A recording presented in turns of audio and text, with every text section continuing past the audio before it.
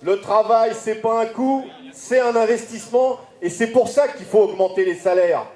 Augmenter les salaires, c'est reconnaître les qualifications, c'est permettre aux salariés de consommer. La direction réagit comme elle réagit d'habitude. Comment on peut concrétiser le dialogue social chez Régional ou dans le groupe Air France?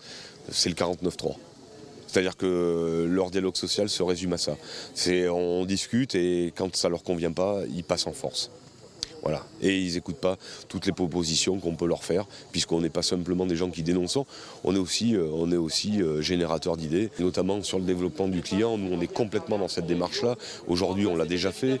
On faisait un meilleur résultat que ce qu'on a à l'heure actuelle en faisant du client tiers. Client tiers, c'est-à-dire? Le client tiers, c'est le client qui n'est pas de la compagnie, qui vient faire réparer son avion ici. On a Royal Air Maroc, on a Air Moldavia, on a tous ces avions-là qui viennent se faire réparer en maintenance ici. Et ils ne vont pas chez les concurrents parce qu'ici, on a développé un travail de qualité par rapport aux entreprises européennes qui pratiquent les mêmes prestations. Et effectivement, on est un petit peu plus cher que des entreprises hongroises ou même anglo-saxonnes, mais on a un travail en sortie qui est relativement de meilleure qualité.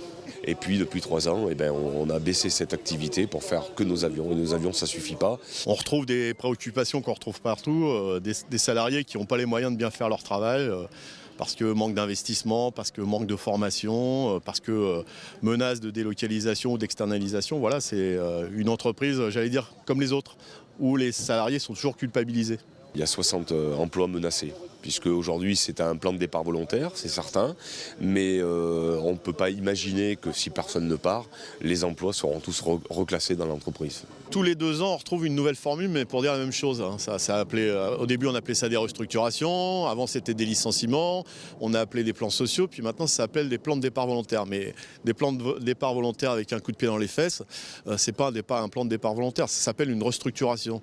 Et donc, on va encore affaiblir l'entreprise, on va encore la priver de savoir-faire, et après on fera le constat qu'on n'arrive pas à faire le travail. Ce qu'il faut, c'est embaucher, former, et le travail va venir parce qu'il y a du savoir-faire dans cette entreprise.